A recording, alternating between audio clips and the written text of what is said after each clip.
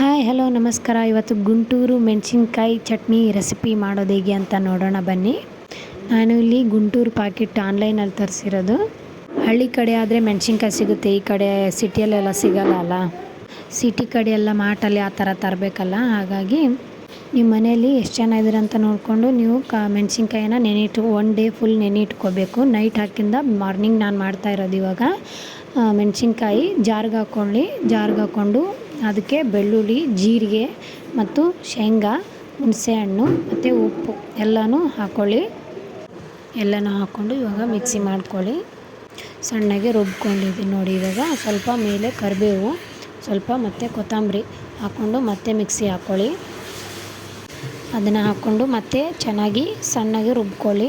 ತುಂಬ ಚೆನ್ನಾಗಾಗುತ್ತೆ, ಟೇಸ್ಟಿಯಾಗುತ್ತೆ. ಬಿಸಿ ಅನ್ನದ ಜೊತೆ, ತುಪ್ಪ, ರೊಟ್ಟಿ ಜೊತೆ ತುಂಬ ಸಖತ್ತಾಗಿರುತ್ತೆ. ಒಂದ್ಸರಿ ಟ್ರೈ ಮಾಡಿ ನೋಡಿ ಹೆಂಗೆ ಬರುತ್ತೆ ಅಂತ ನನಗೂ ಕಮೆಂಟಲ್ಲಿ ತಿಳಿಸಿ. ಲಾಸ್ಟಲ್ಲಿ ಒಂದು ಚಿಕ್ಕ ಈರುಳ್ಳಿನ ಕಟ್ ಮಾಡಿಕೊಂಡು ಮಿಕ್ಸ್ ಮಾಡಿದರೆ ಮುಗೀತು. Thanks for watching.